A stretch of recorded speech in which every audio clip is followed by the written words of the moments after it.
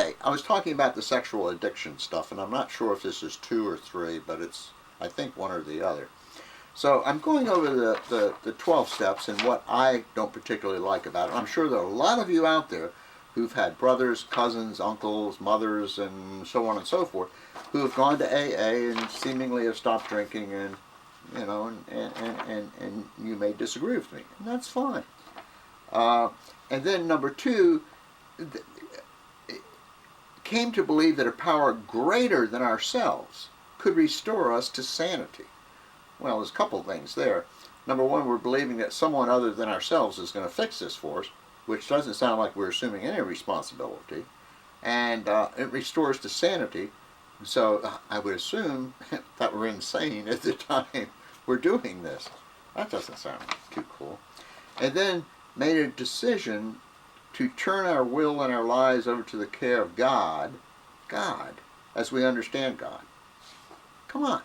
Now, if that's all it takes, it seems like, of course, and I know this is going to sound lame, and I don't mind sounding lame. I've always said that if God's going to fix it, why do you let it get all screwed up to begin with? I don't get that one, okay? That's number 3. Number 4, now this ain't bad. Made a searching and fearless moral inventory of ourselves. There's nothing wrong with that. That's what I think we do in various ways, Well, like if we do something we think we made a mistake, or if we hurt someone's feelings or harmed someone or did something, and we're trying to be decent people, whatever that means, I think that would be a normal thing that we would do. So there's really nothing wrong with that. Okay, number 5. Here we go again. Admitted to God, to ourselves, and to another human being the exact nature of our wrongs. Folks would pay big bucks to hear Tiger do that.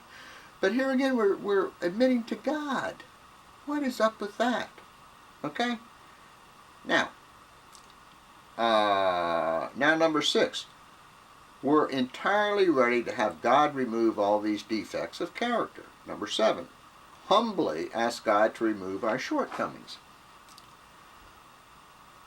Man, oh man. Big man upstairs is, really being called on here.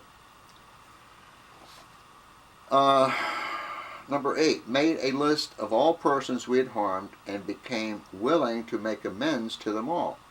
That doesn't sound like a bad deal. That would be like if you're at work and have conflict with a coworker, or you and your brother are at odds, or your cousin didn't do something or whatever, and you guys had some conflict.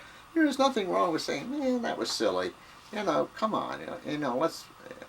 I apologize. Let's get on with life. I love you dearly. Blah blah blah blah blah. So there's really nothing wrong with that. Made direct amends to the people. Okay.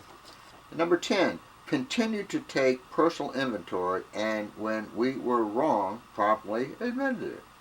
Okay, that's not all bad. Here you go. Here's another good one.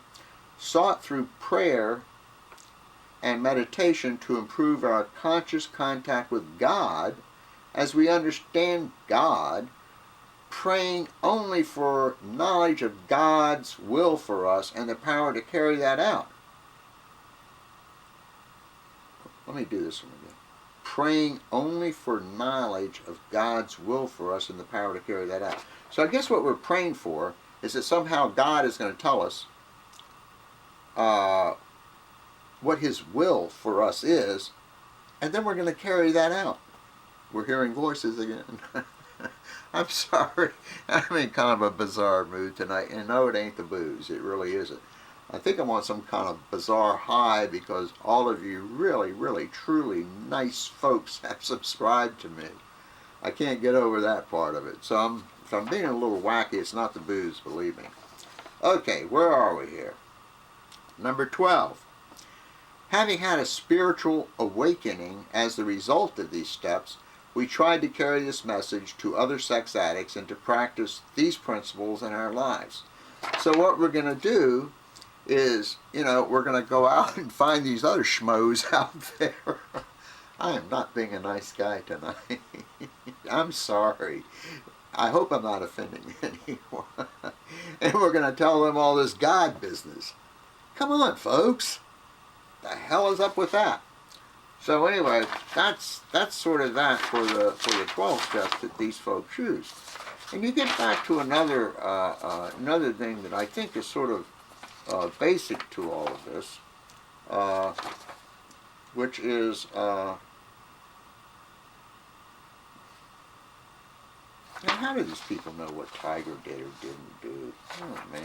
Anyway, I think another thing too is the so-called disease model, if you will, or disease theory, if you will, of addiction and all of that. And I think it comes down to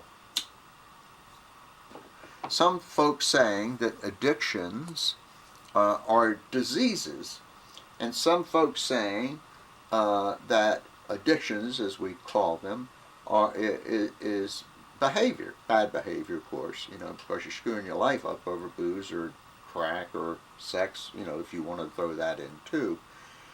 And I'm not saying I have any answers at all. I have lots of opinions. I remember I saw this one signature. You know those things that when we have emails that always pop up under our name. This guy had a great one. I used it for a while, and let me see how did he phrase it? Usually wrong, but never in doubt. That might be me tonight. But getting back to this disease thing, I think it's sort of an insult to say that someone who drinks too much is the same as someone who has cancer, or the same as someone who has heart disease, or kidney failure, or any of the other horrible diseases and illnesses that we get. I think that's sort of an insult.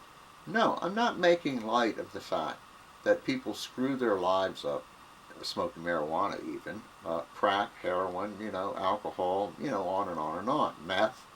I'm not saying that they don't screw their lives up, but I don't see how it's a disease. And maybe, you know, it's because I don't know much about anything, but I always thought a disease was something you could like dial up and see it.